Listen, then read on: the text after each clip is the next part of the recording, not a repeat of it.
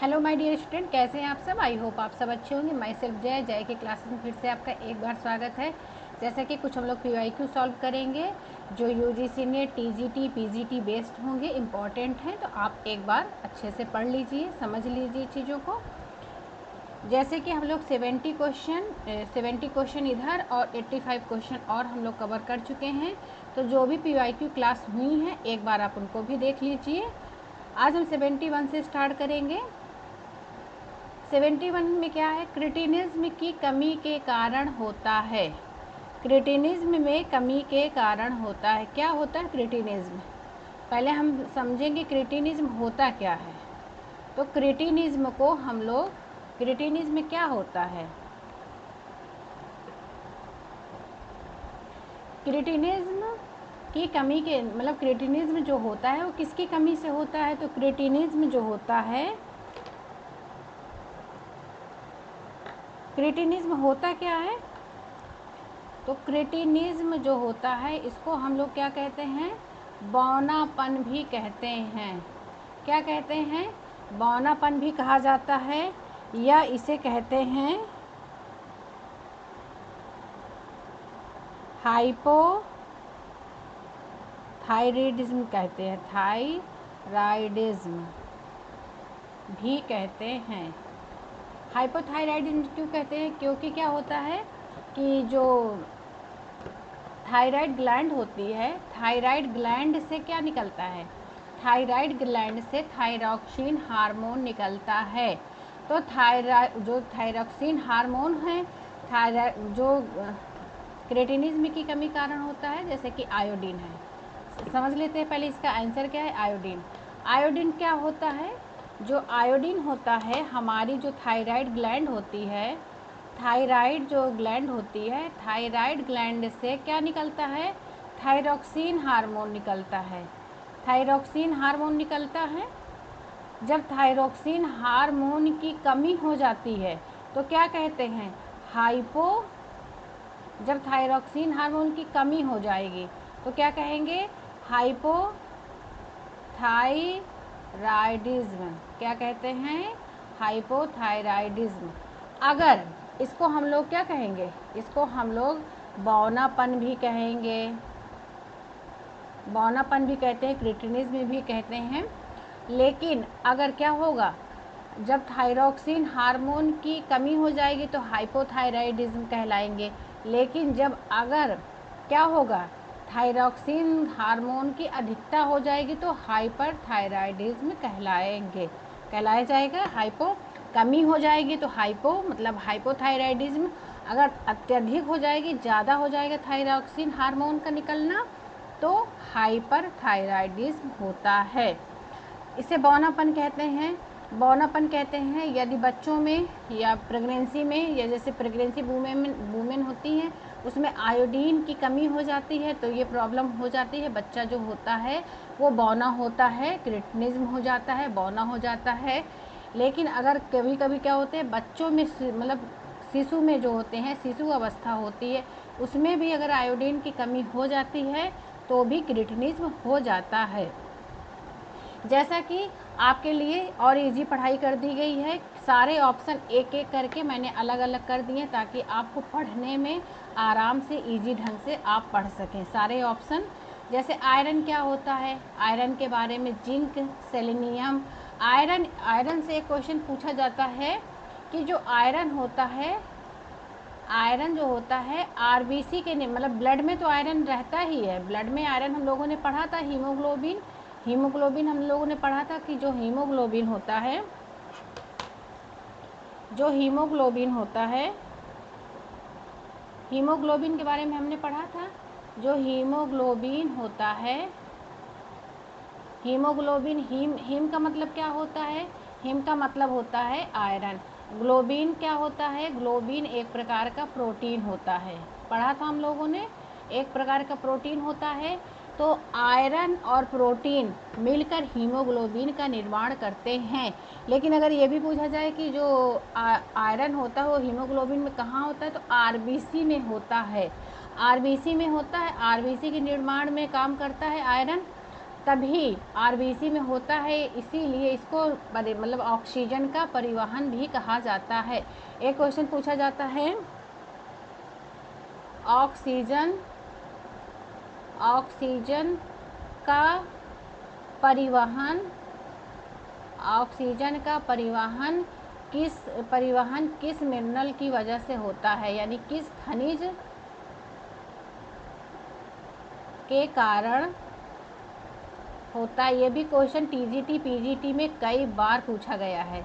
Oxygen का परिवहन किस खनिज के कारण होता है, तो आपका ऑप्शन आएगा आयरन। क्यों? क्योंकि जो आयरन होता है, जैसे कि अभी मैंने बताया कि हिम मतलब आयरन, ग्लोबिन मतलब प्रोटीन, आयरन और प्लस प्रोटीन मिलकर हीमोग्लोबिन का निर्माण करते हैं। जो आयरन होता है आरबीसी में होता है, आरबीसी के निर्माण में मदद करता है, मतलब आरबीसी में होता है आयरन, आरबीसी में होता है, इस वजह से ब्लड में होता है आयरन। तो ऑक्सीजन आरबीसी जो कणिकाएं होती हैं, जो ब्लड में आयरन होता है, तो आयरन का काम है कि ऑक्सीजन को ले जाके फेफड़ों तक पहुंचाना, बाकी अंगों तक पहुंचाना। समझ गए होंगे। आयरन, आयोडीन समझ गए। जिंक क्या होता है एक बार समझ लेते हैं।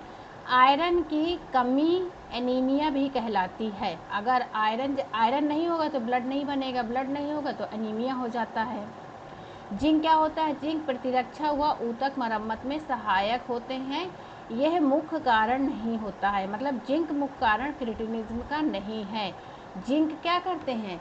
जिंक जो होते हैं वो इम्यूनिटी सिस्टम को बूस्ट करते हैं, यानी इम्यूनिटी सिस्टम को अच्छी रखते हैं, बूस्ट करते हैं, और जो टिश्यू होते हैं टिश्यू रिपेयरिंग का काम करते हैं। आयोडीन थायराइड हार्मोन के लिए आवश्यक है। जो आयोडीन होता है, आयोडीन थायराइड हार्मोन के लिए आवश्यक है। गंभीर कमी से क्रिटिनिज्म हो जाता है। जब आयोडीन की अत्यधिक कमी हो जाती है, जब आयोडीन की अत्यधिक कमी हो जाएगी तो क्रिटिनिज्म हो जाता है। सेलेनियम क्या होता है? सेलेनियम जो होता है थायराइड की एंटीऑक्सीडेंट क्रिया में सहायक करते हैं, यानी जो सेलेनियम होता है थायराइड की एंटीऑक्सीडेंट के रूप में कौन काम करता है थायराइड में? तो सेलेनियम करता है। हॉस्टल या वृद्धावस्था में रहने वाले लोगों के आहार प्रतिरूप का पता हॉस्टल या वृद्धाश्रम में रहने वाले लोगों के आहार प्रतिरूप का पता लगाने के लिए किस विधि का उपयोग किया जाता है?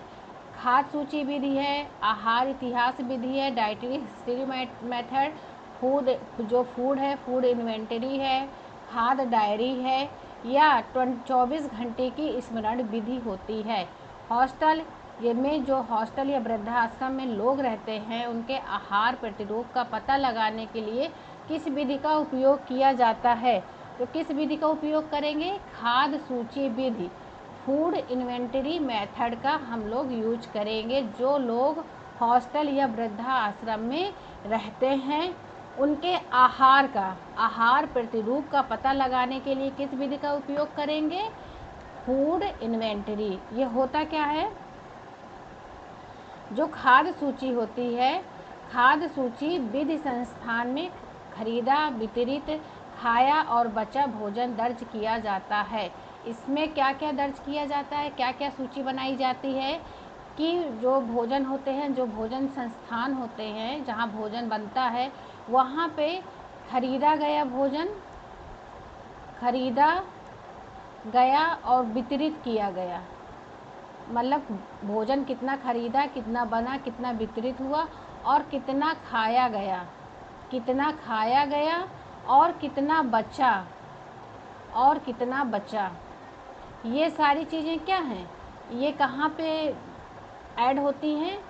खाद्य सूची विधि में फूड का सारी चीज़ें वहाँ पे ये एक सूची बनाई जाती है कि भोजन कितना खरीदा गया, कितना बना, कितना वितरित हुआ और कितना खाया गया और कितना बचा।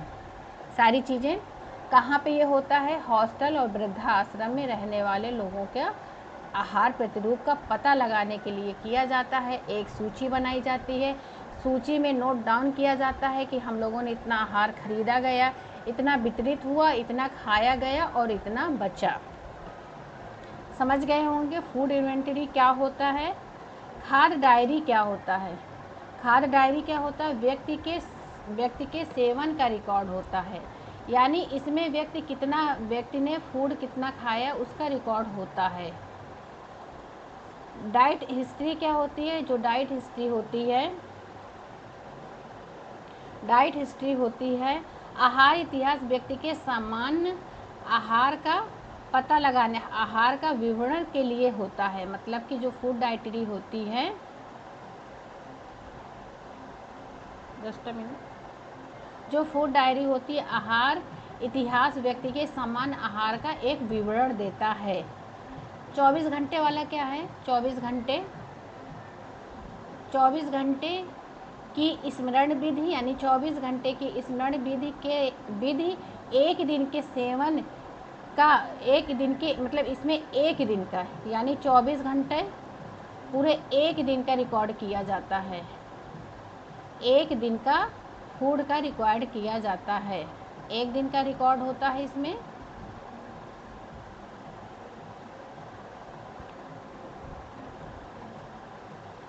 पनीर के उत्पादन में एंजाइम महत्वपूर्ण भूमिका निभाता है।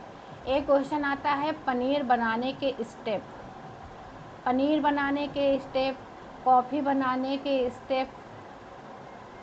कॉफ़ी बनाना, पनीर बनाने के जो चरण पूछे जाते हैं, स्टेप पूछे जाते हैं, उन्हें अरेंज करने के लिए आता है। ये तो पनीर बनाना, कॉफ़ी बनाने के जो स्टेप होते हैं वो क्लास में हो गए हैं, तो एक बार ज़रूर देख लीजिए, इम्पॉर्टेंट है, पूछा जाता क्वेश्चन है, पूछा गया है। जो स्टेप अरेंज करने के लिए यूजीसी नेट में ज़्यादा आता है। पनीर के उत्पादन में एंजाइम महत्वपूर्ण भूमिका निभाता है। कौन सा एंजाइम होता है जो महत्वपूर्ण भूमिका निभाता है? रेनिन एंजाइम होता है। लाइपेज क्या होता है? एमाइलेज क्या होता है? और इन्वर्टेज क्या होता है? लाइपेज जो होता है वसा को तोड़ता है। लाइपेज क्या होता है? वसा को तोड़ने का काम करता है, वसा को तोड़ने का काम करता है। एमाइलेज क्या होता है? जो एमाइलेज होता है स्टार्च को तोड़ता है। एमाइलेज किसको तोड़ने का काम करता है? स्टार्च को तोड़ने का काम करता है। रेनिन एंजाइम क्या होता है? रेनिन या काइमोसिन पनीर निर्माण में केसिन को जमाता है। केसिन को कौन जमाता है? तो रेनिन एंजाइम। यानी कि पनीर के उत्पादन में कौन सा एंजाइम महत्वपूर्ण भूमिका निभाता है? तो रेनिन एंजाइम महत्वपूर्ण भूमिका निभाता है। इन्वर्टेज क्या होता है? सुक्रोज को तोड़ता है। ये किसको तोड़ता है? तो ये तोड़ता है सुक्रोज को। किसको तोड़ता है? सुक्रोज को तोड़ता है। जो लाइपेज होता है वसा को तोड़ने का काम करता है। एमाइलेज क्या होता है? स्टार्च को तोड़ता है। जो इन्वर्टेज क्या होता है? सुक्रोज को तोड़ने का काम करता है। रेनिन एंजाइम क्या होता है? पनीर के उत्पादन में एंजाइम महत्वपूर्ण भूमिका निभाता है। यानी रेनिन एंजाइम जो होता है ये किसको? केसिन होता है। केसिन, दूध में केसिन होता है तो दूध को जमाने का काम करता है। दूध क्या होता है? रेनिन या काइमोसिन, जो काइमोसिन होता है पनीर निर्माण में केसिन को जमाता है। यानी कि पनीर दूध से बनता है तो दूध को कौन जमाने का काम करता है? एंजाइम। तो रेनिन एंजाइम करता है। तुर्की तौलिया में प्रयुक्त बुनाई होती है। कौन सी बुनाई होती है तुर्की तौलिया में? बेडफोल्ड, कटी हुई पायल, यानी बिना कटी हुई पाइल, या कटी पाइल, या ट्विल बुनाई। जो कट पाइल होती है इसका एग्जाम्पल होता है, क्या होता है? जो कटी पाइल होती है इससे क्या होता है? तौलिया बनाई जाती है। जो बेडफोल्ड कार्ड होता है रिबदार बुनाई होती है। यानी कि जो बेडफोल्ड कार्ड बुनाई होती है इससे क्या बनते हैं? इससे टेरी तौलिया बनते हैं। क्या बनते हैं? टेरी तौलिया, यहाँ तुर्की तौलिया, टेरी तौलिया बनते हैं। तौलिए की बुनाई की जाती है, यानी तौलिए की एक विशिष्ट बुनाई होती है, विशिष्ट बुनाई होती है। कट पाइल, क्या कटी पाइल यानी लूप काट दिए जाते हैं। कट पाइल से भी तौलिया बनते हैं, कट पाइल से भी तौलिया बनाए जाते हैं। जो तौलिया होती है, जो लूप होते हैं, लूप को क्या करते हैं, बुनाई करने के बाद जो फंदे बचते हैं उनको कैंची से काट दिए जाते हैं, तभी वो उभरे उभरे से रहते हैं, तो कट पाइल उसको बोलते हैं। बिना कटी पाइल यानी बिना कटी पाइल नहीं काटते, ऐसे छोड़ देते हैं, उसको कहते हैं तुर्की तौलियों में प्रयुक्त बुनाई। बिना कटी पाइल के, जो बिना कटी पाइल होती है के, जो बिना कटी पाइल के टेरी लूप कोमलता और अवशोषण देते हैं, यानी कि जो फंदे बनाए इसमें तो काट दिए तो कट पाइल हो गई, इससे भी तौलिया बनते हैं। ऐसे होते हैं कि ऐसे तौलिया बनाई, जो फंदे होते हैं इसको ऐसे ही छोड़ देते हैं, इसमें कट नहीं करते हैं। इससे क्या होता है, तुर्की तौलियों में एक प्रकार की प्रयुक्त हुई बुनाई होती है। बिना कट पाइल के टेरी लूप कोमलता और अवशोषण देते हैं। ट्विल में तिरछी धारियाँ होती हैं। जो ट्विल बुनाई होती है, उसमें कैसी होती हैं, उसमें तिरछी होती हैं, तिरछी बुनाई होती है। निम्नलिखित में से कौन सा पुनर्जनित सेलुलोजिक रेशा होता है? निम्नलिखित में से कौन सा पुनर्जनित सेलुलोजिक रेशा होता है? तो कौन सा होता है? विस्कस रेयॉन है, एसीटेट रेयॉन है, एक्रिलिक है, पॉलीप्रोपिलाइन है। तो कौन सा है? Viscous rayon. जो विस्कस रेयॉन होता है घुली हुई प्राकृतिक सेलुलोज से पुनर्जनित होता है। जो विस्कस रेयॉन होता है क्या होता है? जो विस्कस रेयॉन होता है, विस्कस रेयॉन जो होता है,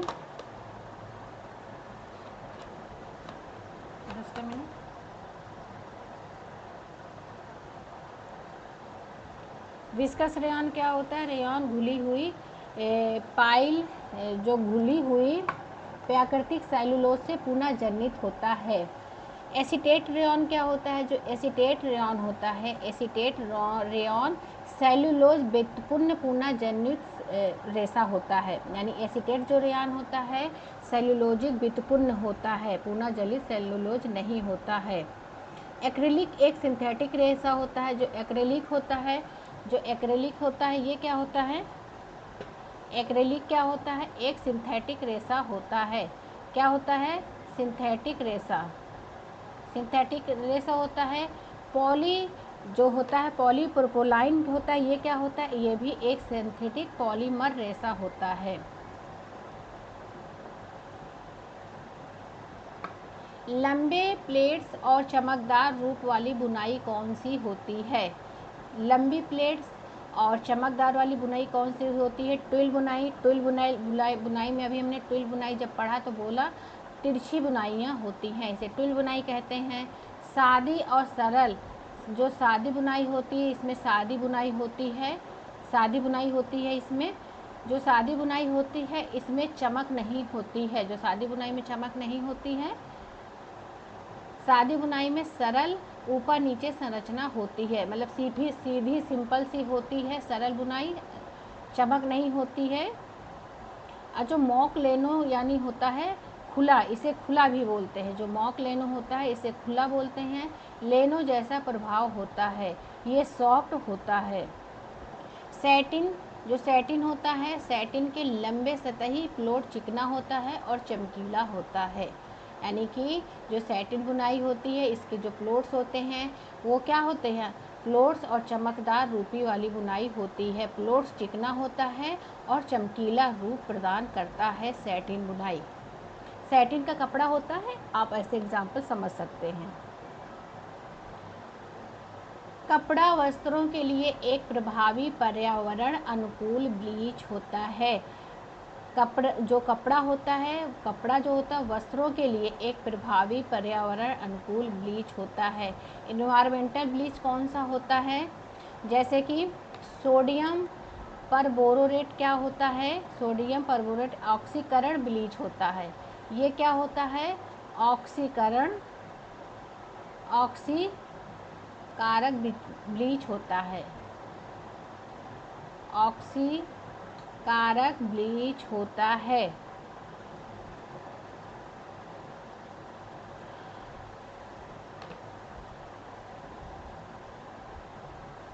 हाइड्रोजन पेरोक्साइड क्या होता है?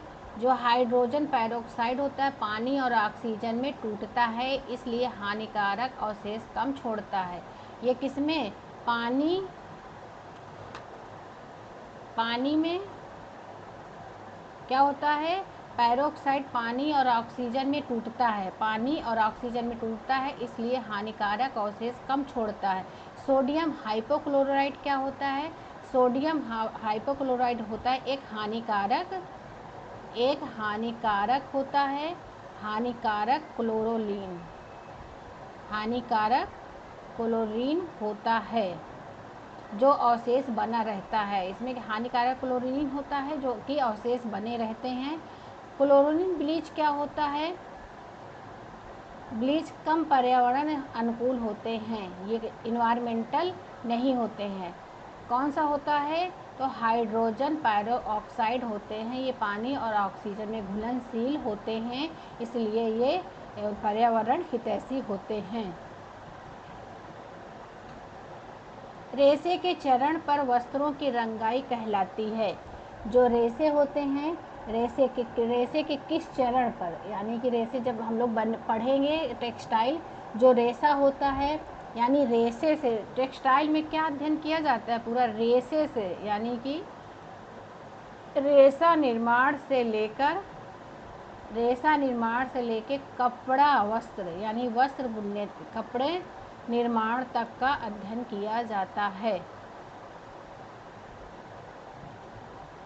रेसे के चरण पर वस्त्रों की रंगाई कहलाती है। पीस डाइंग क्या होता है? स्टॉक डाइंग क्या होता है? टॉप डाइंग क्या होता है? क्रॉस डाइंग क्या होता है?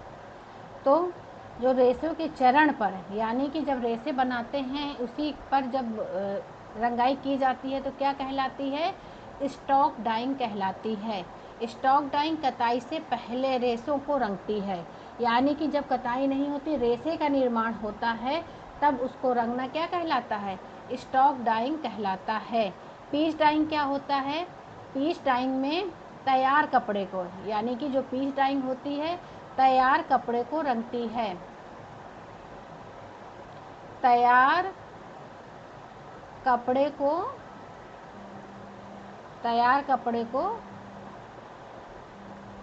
रंगती है, तैयार कपड़े को रंगती है। टॉप डाइंग क्या होती है? टॉप डाइंग एक विशेष विधि है जो प्रायः कॉम्ड स्लाइवर पर की जाती है। टॉप डाइंग, स्टॉक डाइंग पढ़ लिया हमने। स्टॉक डाइंग क्या होती है? स्टॉक डाइंग कताई से पहले रेसे को रंगती है, यानी कताई से पहले क्या होती है? कताई से पहले की जाती है और रेसे को रंग कर फिर कताई करते हैं। क्रॉस डाइंग क्या होती है? जो क्रॉस डाइंग होती है, क्रॉस डाइंग क्या होती है? क्रॉस डाइंग रेसे की अलग डाई आकर्षण क्षमता से रंग प्रभाव बनाती है। क्रॉस डाइंग में क्या होता है? क्रॉस डाइंग में एक जो रेसा होता है, एक ताना का और एक बाने का रेसा अलग अलग रंग से रंगा जाता है। निम्नलिखित में से कौन सा आंध्र प्रदेश का पारंपरिक वस्त्र है? आंध्र प्रदेश का वस्त्र कौन सा होता है? कलमकारी।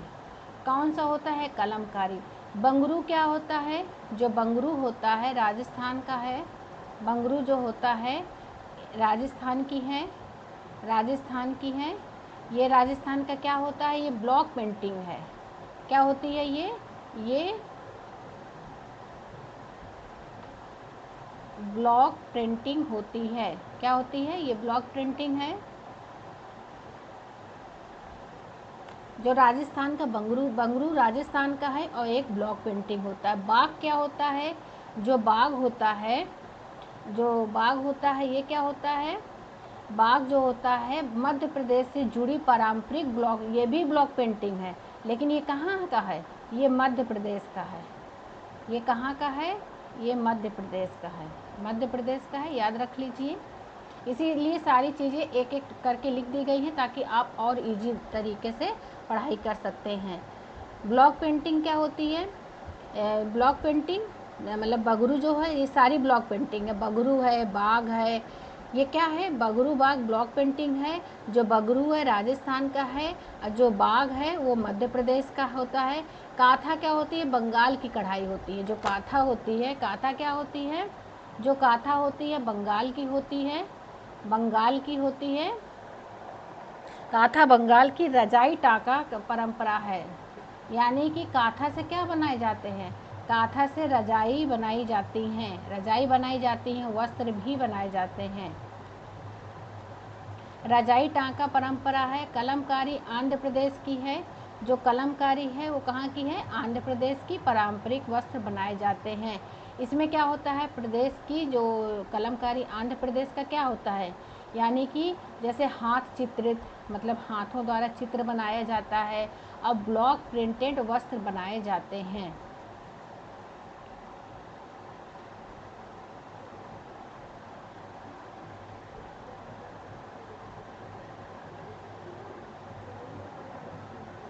कपड़ा सामग्री के परीक्षण के लिए, कपड़ा सामग्री के परीक्षण के लिए मानक परिस्थितियां होती हैं। कौन सी होती हैं, कौन सी होती हैं, 65% RH and 20 degree centigrade, 65% RH और 20 डिग्री सेंटीग्रेड। एक बार समझ लेते हैं कि जो 95 है, 95 RH और 20 डिग्री सेंटीग्रेड, आर्द्रता बहुत अधिक होती है। इसमें आर्द्रता क्या होगी, अधिक होगी। इसमें जो होता है 65 से 30 डिग्री तापमान इसमें क्या होगा, अधिक होगा। वस्त्र परीक्षण के लिए, वस्त्र परीक्षण की मानक स्थितियां होती हैं। ये क्या होती हैं, वस्त्र परीक्षण की मानक स्थितियां होती हैं। वस्त्र परीक्षण के लिए मानक स्थितियां होती हैं। ये जो होता है ये आर्द्रता मानक नहीं होता है। सन के रेशे सन के पौधे से प्राप्त होते हैं। जो सन का रेशा होता है किससे प्राप्त होता है, तो तना से होता है, तना से प्राप्त होता है। किस सामग्री को पुनः उपयोग करके उच्च गुणवत्ता वाला उत्पाद बनाना कहलाता है। किसी सामग्री का पुनः उपयोग करके, यानी कि किसी सामग्री का पुनः उपयोग करके क्या कहलाता, करके उच्च गुणवत्ता वाला उत्पाद बनाना क्या कहलाता है। जैसे कि नवीनीकरण क्या कहलाता है, अपसाइक्लिंग होता है, ये क्या होता है, प्रचलन ट्रेंडिंग क्या होता है, रिपेयरिंग क्या होता है, एक एक करके समझते हैं। जो किसी सामग्री को पुनः उपयोग करके उच्च गुणवत्ता वाला बना दे, यानी पुनः उपयोग करके, पुनः उपयोग करके अगर आ जाए ऑप्शन में अपसाइक्लिंग, यानी कि पुनः यूज करके बनाया गया है, ये सही ऑप्शन है। जो नवीनीकरण होता है ये क्या होता है, ये मौजूद वस्तु को सुधारना। नवीनीकरण यानी कि जो नए ट्रेंड, मतलब नवीनीकरण होता है मौजूद वस्तु को सुधारना, जो नया हो, नया निर्माण किया गया हो किसी चीज़ का। रिपेयरिंग क्या होता है, जो रिपेयरिंग होता है वो मौजूदा उत्पाद की क्षति ठीक करती है, यानी कोई टूट फूट की चीज़ें ठीक करती हैं, मरम्मत। प्रचलन क्या होता है, प्रचलन का अर्थ लोकप्रिय होना, पुनः उपयोग की प्रक्रिया, यानी कि प्रचलन क्या होता है, प्रचलन का अर्थ होता है कि लोकप्रिय, मतलब कुछ समय तक चीज़ों ट्रेंडिंग में, जैसे ट्रेंडिंग में कोई फैशन चल गया, ट्रेंडिंग में कोई सूट चल गया, कोई साड़ी चल गई, तो क्या होता है ट्रेंड, यानी कुछ ही समय के लिए वो चीज़ें होती हैं, कुछ समय के लिए ट्रेंड में आ जाती हैं। जैसे कि कुछ समय के लिए कोई सूट की डिज़ाइन आ गई, कोई सूट आ गए, कोई साड़ी आ गई, कुछ समय के लिए ट्रेंडिंग में यानी प्रचलन में रहना। सिलाई मशीन के प्रेशर फुट का निम्नलिखित कार्य क्या होता है, यानी कि सिलाई मशीन के प्रेशर फुट का निम्नलिखित कार्य क्या होता है, क्या होता है। सिलाई के लिए कपड़े की अपनी जगह पर पकड़े रखता है। जो प्रेशर फुट होता है, प्रेशर फुट का जो सिलाई मशीन होती है, सिलाई मशीन के सारे पार्ट से काफ़ी क्वेश्चन आते हैं। जो सिलाई मशीन की प्रेशर फुट होती है उसका काम क्या होता है, प्रेशर फुट का काम पूछा जा रहा है। प्रेशर फुट का क्या काम होता है, प्रेशर फुट का क्या काम होता है, सिलाई के लिए कपड़े को अपनी जगह पर पकड़े रखता है, या सुई को अपनी जगह पर पकड़े रखता है, या टाँकों की लंबाई नियंत्रित करता है, या स्पूल धागे की गति को नियंत्रित करता है। तो जो प्रेशर फुट होता है वो क्या होता है, सिलाई के लिए कपड़े को अपनी जगह पर पकड़े रखता है। जो यहाँ पे सुई लगी होती है, जो कपड़ा होता है, कपड़ा यहाँ पे हम लोग नीचे रखते हैं, इसके बाद क्या होता है, सुई सिलती जाती है, कपड़ा आगे जाता है। तो जो कपड़ा नीचे रखते हैं, कपड़ा जो नीचे रखने की जगह क्या कहते हैं, प्रेशर फुट कहते हैं। सिलाई के लिए कपड़े को अपनी जगह पर क्या करता है, वो पकड़े रखता है प्रेशर फुट। प्रेशर फुट सिलाई में कपड़े को फीड डॉग्स के विरुद्ध पकड़े रखता है, यानी कि पकड़े रखता है। और नीडल्स, जो नीडल्स होते हैं, जो सुई होती हैं, सुई को अपनी जगह पकड़ता है। स्पूल या टेंशन जो होते हैं भाग, धागे की गति नियंत्रित करते हैं, धागे की गति नियंत्रित करते हैं। जो टाँके होते हैं जो रेगुलेटर या सिलेक्टर से तय किए जाते हैं। टाँकों की लंबाई जो होती है, जो सिलाई वाली जो होती है, सिलाई ऐसे ऐसे ऐसे ऐसे ऐसे ऐसे होती है, वो क्या करता है, वो सेट करता है कि आपको सिलाई की जो धागे हैं वो कितनी बारीकी से और कितने बड़े बड़े होने चाहिए। 1 वर्ग इंच कपड़े में ताने और बाने के धागों की संख्या कहलाती है, यानी कि 1 वर्ग इंच कपड़े में ताने और बाने की धागों की संख्या कहलाती है। क्या कहलाती है, जैसे कपड़े का भार, रेशे की गणना, या धागे की गणना, या कपड़े की गणना। तो 1 वर्ग इंच कपड़े में ताने और बाने के धागों की संख्या कहलाती है कपड़ों की गणना। क्या कहलाती है, कपड़ों की गणना। जो फैब्रिक वेट होते हैं, यानी कपड़े का भार होता है, वो क्या होता है, फैब्रिक वेट कपड़े का भार प्रति वर्ग इंच धागे से संख्या होती है, यानी कि फैब्रिक जो वेट होता है कपड़े का भार बताता है। फाइबर काउंट क्या होता है, ताने बाने का घनत्व। जो फाइबर काउंट होता है वो फाइबर जो होते हैं, यानी रेशा होता है, उसके गिनने का काम करता है। यार्न काउंट यार्न को गिनता है। फैब्रिक काउंट 1 वर्ग इंच में ताने बानों की धागा की संख्या है। वस्त्रों के संदर्भ में चाइनीज, यानी कि चाइनीज एक प्रकार का क्या है, यानी चाइनीज से आप क्या समझते हैं, वस्त्रों यानी टेक्सटाइल में चाइनीज क्या है, कॉलर, यानी चाइनीज कॉलर होती है। कैसी होती है चाइनीज या मैंड्रीन कॉलर, छोटा और खड़ा होता है, यानी कि छोटा कॉलर होता है ऐसे करके, लेकिन ये खड़ा होता है, कॉलर फोल्ड नहीं होता है। ये छोटी होती है, हाफ कॉलर में बनाई जाती है, ऐसी रहती है, खड़ी रहती है। चाइनीज या मैंड्रीन कॉलर छोटा और खड़ा हुआ होता है। स्लीव जो होती है बाहों को ढकने का काम करती हैं। शर्ट एक परिधान है, और प्लेट्स क्या होते हैं, परिधान में खुलने या बंद करने की पट्टी होती हैं। किसी वस्त्र सामग्री के दबाए जाने के बाद अपने आकार और आयतन को पुनः प्राप्त करना, जैसे किसी वस्तु को दबाने पर वो पुनः अपनी आकृति प्राप्त कर लेता है, तो क्या कहलाता है, लचीलापन कहलाता है। क्या कहलाता है, लचीलापन कहलाता है। जो प्रत्यास्थता होती है, खींचने के बाद मूल मतलब जो इलास्टिसिटी होती है, ये क्या होती है, जैसे किसी चीज़ को खींचा गया, जैसे आपने रबड़ खींची, खींचने के बाद क्या हुई, मूल लंबाई में लौटने की क्षमता, मतलब खींचा फिर वो अपनी वापस आ गई। अब जितनी बड़ी, जैसे रबड़ खींची आपने, फिर उसको छोड़ा तो वो जितनी है अपनी मूल इकाई में आ जाएगी। लचीलापन क्या होता है, आपने कोई चीज़ दबाने के बाद आपने छोड़ा, वो फिर से पुनः अपनी जो आकृति होती है उसको प्राप्त कर लेता है। नमनीयता क्या होता है, नमनीयता होता है बिना टूटे आसानी से मुड़ने या आकार लेने की क्षमता, दबाव के बाद वापस आने का नहीं है। ये क्या है नमनीयता, यानी बिना टूटे आसानी से मुड़ने या आकार लेने। नमनीयता मतलब होता है कि ना टूटे ना मुड़े, आसानी से अपना आकार ले ले।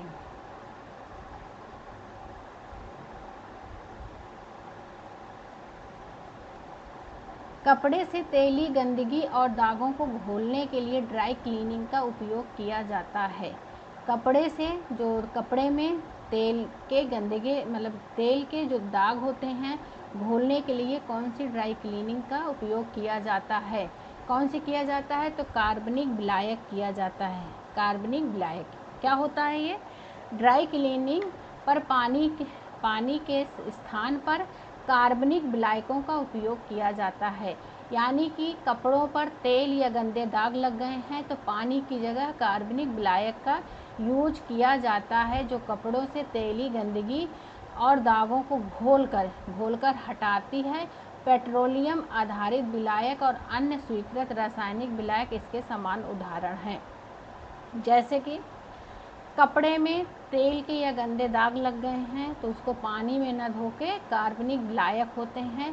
कौन कौन से विलायक होते हैं? जैसे कि पेट्रोलियम आधारित पेट्रोलियम आधारित विलायक और अन्य स्वीकृत रासायनिक विलायक इसके समान उदाहरण होते हैं। पानी में न धोकर पेट्रोलियम में उस चीज़ों को साफ किए जाते हैं। डिटर्जेंट क्या होते हैं? डिटर्जेंट जो होते हैं पानी से की जाने वाली धुलाई होती है। विरंजक क्या होते हैं? विरंजक दागों को हल्का या कपड़े को सफ़ेद करते हैं। ब्लीचिंग क्या होती है? ब्लीचिंग होती है दागों को हल्का या कपड़े को सफ़ेद करते हैं। मेन ये कपड़े को सफ़ेद करने के लिए किया जाता है। ब्लीचिंग कपड़े को क्या करती है? सफ़ेद।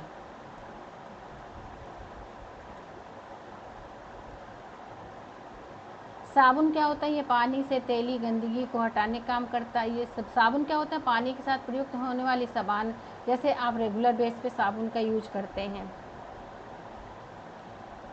सक्रिय खेलों के परिधानों में प्रयुक्त कपड़ों में निम्नलिखित गुण होने चाहिए। सक्रिय खेलों के परिधानों में प्रयुक्त कपड़ों के क्या गुण होने चाहिए? अवशोषण क्षमता होनी चाहिए। यानी कि सक्रिय खेल परिधानों में अच्छी अवशोषण क्षमता होनी चाहिए, ताकि वो जो खेलने वाले कपड़े होते हैं, जैसे क्रिकेटर हो गए, जो भी खेल खेलने वाले जो प्लेयर होते हैं, उनके कपड़े कैसे होने चाहिए? तो अवशोषण क्षमता होनी चाहिए। यानी कि सक्रिय खेल परिधानों में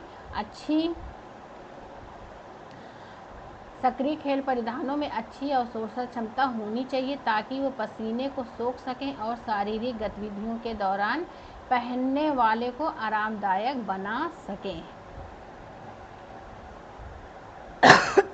सॉरी।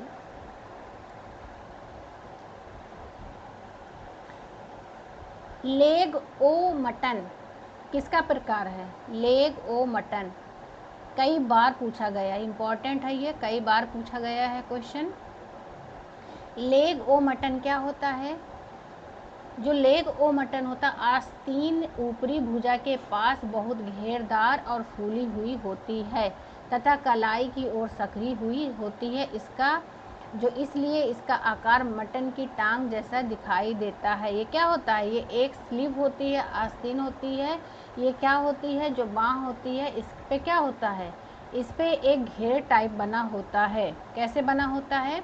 आस्तीन जो होती है, एक आस्तीन है लेग ओ मटन, एक ये आस्तीन का नाम है।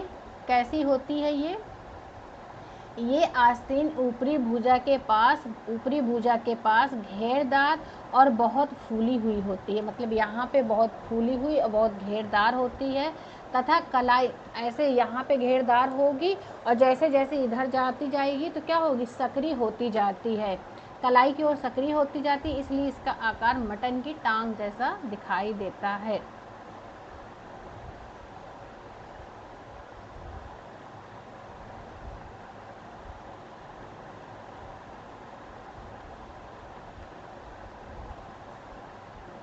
कहाँ गए?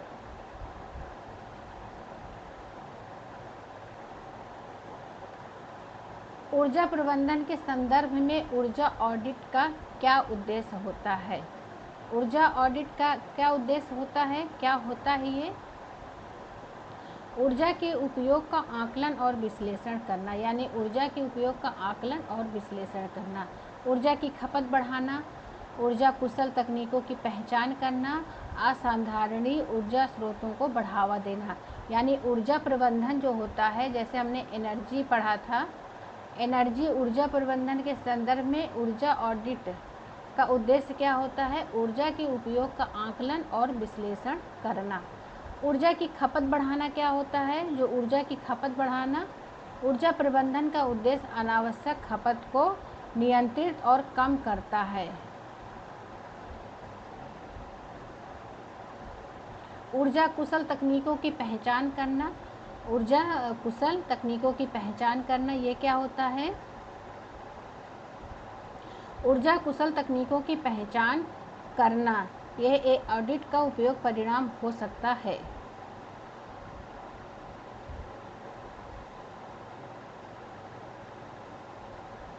ऊर्जा प्रबंधन के संदर्भ में जो उतना आप समझ लीजिए कि ऊर्जा के प्रबंधन के संदर्भ में ऊर्जा ऑडिट का क्या उद्देश्य होता है? तो ऊर्जा के उपयोग का आकलन और विश्लेषण करना होता है। आवास के संदर्भ में HVAC का पूर्ण रूप क्या होता है? HVAC का पूर्ण रूप पूछा गया है, किसके है? आवास के संदर्भ में है। क्या होता है?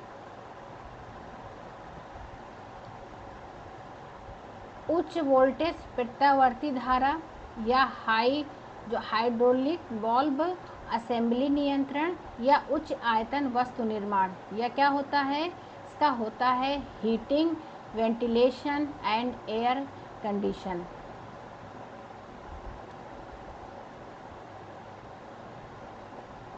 क्या होता है HVAC? ये होता क्या है? उन प्रणालियों को कहा जाता है जो आराम और घर के अंदर की वायु गुणवत्ता, यानी कि जैसे हीटिंग, वेंटिलेशन और एयर कंडीशनिंग होती है। AC को कहा जाता है, जैसे कि उन प्रणालियों को कहा जाता है जो आराम और घर के अंदर की वायु गुणवत्ता के लिए ताप, वेंटिलेशन, वायु प्रवाह या तापमान या एयर कंडीशनिंग को नियंत्रित करता है। उच्च वोल्टेज क्या होता है? ये विद्युत संबंधी हैं, मतलब इलेक्ट्रिक हैं।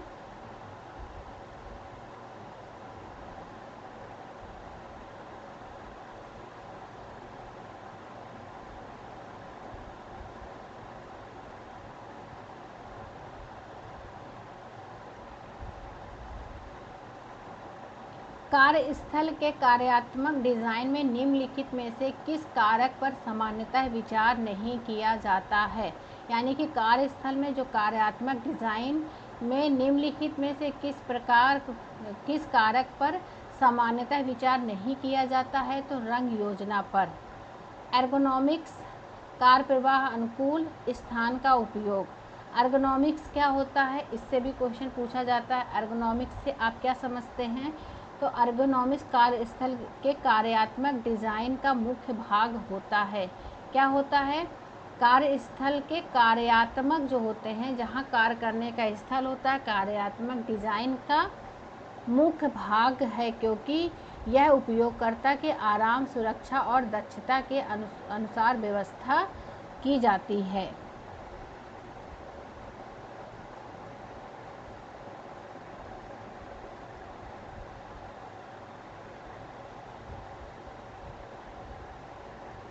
प्रत्यक्ष पर्यवेक्षण के प्रमुख विशेषता क्या होती है? प्रत्यक्ष पर्यवेक्षण के प्रमुख विशेषता क्या होती है? निकट और निरंतर निगरानी। निकट और निरंतर निगरानी। प्रतिपुष्टि सत्र, दूरस्थ पर्यवेक्षण और पर्यवेक्षक और कर्मचारी के बीच संवाद, ये क्या होते हैं? प्रतिपुष्टि सत्र क्या होता है? जो प्रतिपुष्टि होती है, यानी कि फीडबैक सेशन होते हैं, जो फीडबैक सेशन होते हैं, ये क्या होते हैं?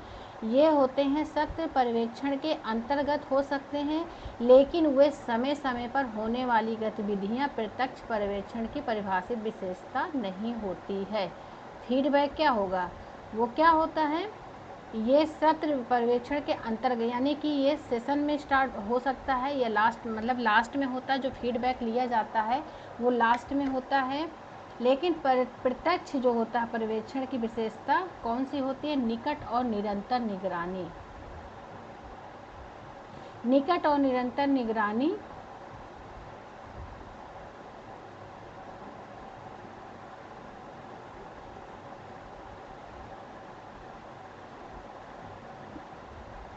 संसाधन संरक्षण में 3R का क्या महत्व है? पूछा गया क्वेश्चन है 3R क्या होते हैं संसाधन में। ये रिसोर्स का क्वेश्चन है। अभी होम मैनेजमेंट हम लोग पढ़ रहे हैं, ये उसका जस्ट अ मिनट। जो हम लोग होम मैनेजमेंट पढ़ रहे हैं उसका आंसर है संसाधन। संसाधन में 3R क्या होते हैं? 3R क्या होते हैं? 3R अर्थात कम करना, मतलब काम करना, कम करना, पुनः उपयोग करना, पुनः चक्रण करना, खपत घटाकर वस्तुओं के उपयोग का बढ़ाकर और अपशिष्ट न्यूनतम करके संसाधनों का संरक्षण करना कहलाता है। क्या होता है? मिनिमाइज वेस्ट जनरेशन, अपशिष्ट उत्पादन का न्यूनतम करना। संसाधनों की खपत बढ़ाना नहीं है, संसाधनों का क्षय करना या तेज करना नहीं होता है, संसाधनों के अत्यधिक दोहन को बढ़ावा देना नहीं होता है। इसका मतलब क्या होता है 3R का?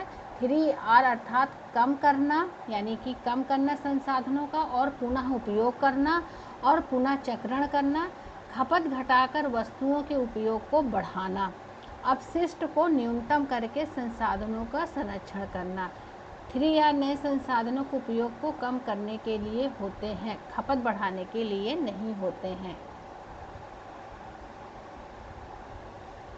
प्रकाश और निजता को नियंत्रित करने के लिए प्लीट या एकत्रित की जाने वाली कपड़े से बनी खिड़की की सज्जा, क्या यानी कपड़े जो खिड़कियों में हम लोग सज्जा करते हैं उसको क्या कहते हैं? कर्टेंस। खिड़की में क्या लगाए जाते हैं? पर्दे लगाए जाते हैं। ब्लाइंड, शटर, कॉर्निया नहीं होता है। पर्दे कपड़े से बने खिड़की आवरण होते हैं, यानी कि खिड़की आवरण कपड़े होते हैं जिन्हें प्रकाश की मात्रा, यानी कि खिड़की पे पर्दे जो लगाए जाते हैं वो प्रकाश से, वायु से, हवा से और धूप से नियंत्रित करने और निजात प्रदान करने के लिए प्लीट किया जाता है, एकत्रित या खींचा जा सकता है। ब्लाइंड्स क्या होते हैं? जो ब्लाइंड्स होते हैं, ब्लाइंड सामान्यतः पट्टियों या पैनलों से बने होते हैं। जो ब्लाइंड्स होते हैं वो सामान्यतः किससे बने होते हैं? पट्टियों से और पैनलों से बने होते हैं।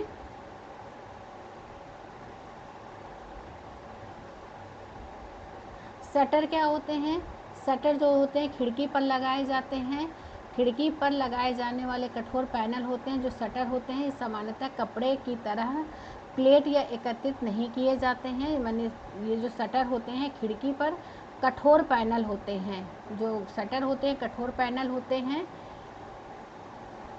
कॉर्निस क्या होता है? कॉर्निस क्या होता है? कॉर्निस सामान्यतः खिड़की के ऊपर लगाया जाने वाला सजावटी वस्तु या परिष्करण भाग होता है। भारत में मानव शक्ति नियोजन में मांग पूर्वानुमान के लिए सामान्यतः किस दृष्टिकोण का उपयोग किया जाता है? भारत में मानव शक्ति नियोजन में मांग पूर्वानुमान के लिए सामान्यतः किस दृष्टिकोण का उपयोग किया जाता है? किस दृष्टिकोण का उपयोग किया जाता है? प्रवृत्ति विश्लेषण के लिए। प्रवृत्ति विश्लेषण होता क्या है? प्रवृत्ति विश्लेषण में भविष्य की मानव शक्ति, यानी कि जो प्रवृत्ति विश्लेषण होती है उसमें मानव शक्ति है, आवश्यकताओं का अनुमान लगाने के लिए पिछले रोजगार और कार्यभार के प्रतिरूपों का उपयोग किया जाता है। इसलिए मानव शक्ति नियोजन में सामान्यतः प्रयुक्त दृष्टिकोण होते हैं। डेल्फी विधि क्या होती है? मार्को विश्लेषण क्या होता है? यादृच्छिक प्रतिचयन क्या होता है? डेल्फी विधि क्या होती है? डेल्फी क्या होती है? इससे भी क्वेश्चन पूछा गया है। डेल्फी क्या होता है? डेल्फी क्या होता है? जो डेल्फी होता है, डेल्फी विधि विशेषज्ञों की बार बार ली गई राय पर आधारित होता है। जो विशेषज्ञ होते हैं उनकी राय पर आधारित होता है और पूर्वानुमान पर सहायक हो सकती है। मार्को क्या होता है? जो मार्को होता है, मार्को विश्लेषण रोजगार अवस्थाओं के बीच होने वाले परिवर्तन का अध्ययन करता है। किसके बीच? रोजगार अवस्थाओं के बीच होने वाले परिवर्तन का अध्ययन करता है। रैंडम सैम्पलिंग क्या होती है? ये जो होता है रैंडम सैम्पलिंग, ये रिसर्च का क्वेश्चन है। रैंडम सैम्पलिंग से क्या समझते हैं आप? जो रैंडम होती है रैंडम सैम्पलिंग यानी कि यादृच्छिक प्रतिचयन, इससे क्या समझते हैं? यानी कि इससे होता है प्रतिचयन शोध के यादृच्छिक प्रतिचयन शोध के लिए प्रतिनिधि नमूना चुना जाता है और मानव शक्ति मांग का पूर्वानुमान लगाने की मानक विधि नहीं होती है। ये क्या होता है? ये होता है यानी कि यादृच्छिक प्रतिचयन शोध के लिए प्रतिनिधि नमूना चुना जाता है, यानी कि रैंडम सैम्पलिंग होती है। जब आप रिसर्च करने जाते हैं तब उसमें रैंडम सैम्पलिंग का यूज किया जाता है। सैम्पलिंग जैसे कि प्रतिचयन हम लोग पढ़ते हैं तो उसमें क्या होते हैं, जो रैंडम जो सैम्पलिंग होती है कई प्रकार की होती है। रैंडम सैम्पलिंग में क्या होगा? अचानक यानी कि एकदम से कोई चीज़, किसी चीज़ का नमूना चुना जाता है। प्रतिचयन शोध के लिए प्रतिनिधि नमूना चुना जाता है।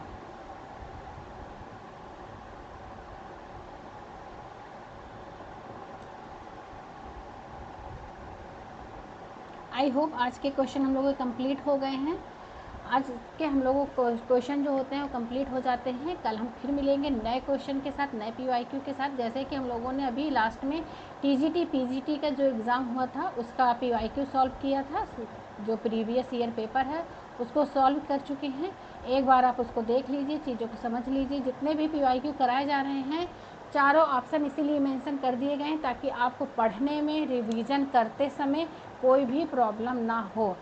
जब आप रिवीजन करें तो चारों ऑप्शन, जितने भी ऑप्शन दिए हैं इसीलिए छोटे कर दी, यहाँ पे छोटे छोटे करके मेंशन कर दिया गया है ताकि आपको रिवीजन टाइम पे कोई प्रॉब्लम ना हो। आप इजीली तरीके से आराम से रिवीजन कर सकते हैं।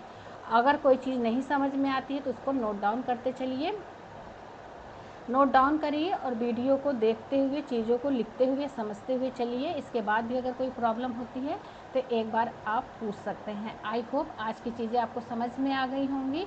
हम लोगों के जो क्वेश्चन PYQ के हैं अलग प्ले लिस्ट बना दी गई है।